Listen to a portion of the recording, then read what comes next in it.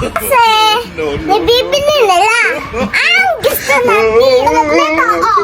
Oh, pak, pak, oh, pak, oh, pak, oh. Ang ganda mo, oh. Ang saya-saya ko, B. Ang ganda-ganda ko.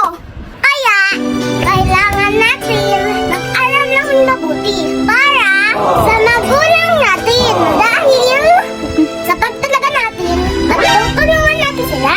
Kapag napagkatapos tayo ng pag-aaral.